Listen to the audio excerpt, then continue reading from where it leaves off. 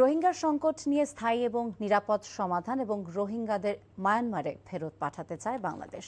এ ব্যাপারে তুরস্কের সহযোগিতা চাইলেন পররাষ্ট্রমন্ত্রী ডক্টর খলিলুর রহমান।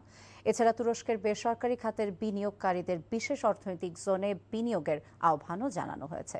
সফররত তুর্কি পররাষ্ট্রমন্ত্রী হাকান ফিদানের সঙ্গে বৈঠক শেষে সংবাদ সম্মেলনে এসব কথা জানিয়েছেন পররাষ্ট্রমন্ত্রী।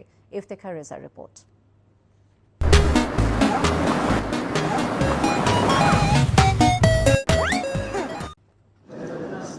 রাজধানীর একটি হোটেলে বাংলাদেশ তুর্কি পররাষ্ট্রমন্ত্রী পর্যায়ের বৈঠক অনুষ্ঠিত হয়।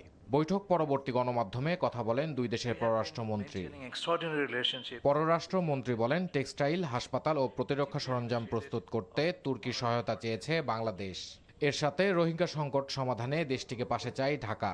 Our priority is the safe, voluntary, dignified and sustainable repatriation of the Rohingyas to their homeland in আমাদের সর্বোচ্চ গুরুত্ব হলো আমরা রোহিঙ্গাদের তাদের মাতৃভূমিতে পাঠাতে চাই যত তাড়াতাড়ি সম্ভব, এবং তুর্কির কাছে আমরা মানবিক ও কূটনৈতিক সহযোগিতা কামনা করছি। order to ensure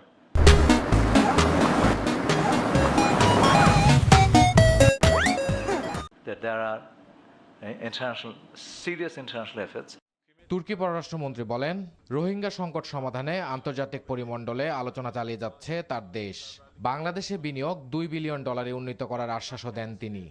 Rohingya Müslümanlarının maruz kaldığı trajedi রোহিঙ্গাদের আশ্রয় দিয়ে বাংলাদেশ ঐতিহাসিক মানবিকতা দেখিয়েছে। এই সংকট সমাধানে আন্তর্জাতিক পরিমণ্ডলে আন্তরিকভাবে কাজ করছে Ankara. tarihi bir fedakarlık sergilediğini শুক্রবার কক্সবাজারে রোহিঙ্গা ক্যাম্প পরিদর্শন এবং শনিবার প্রধানমন্ত্রী তারেক রহমানের সাথে বৈঠক করবেন হাকান ফিদান।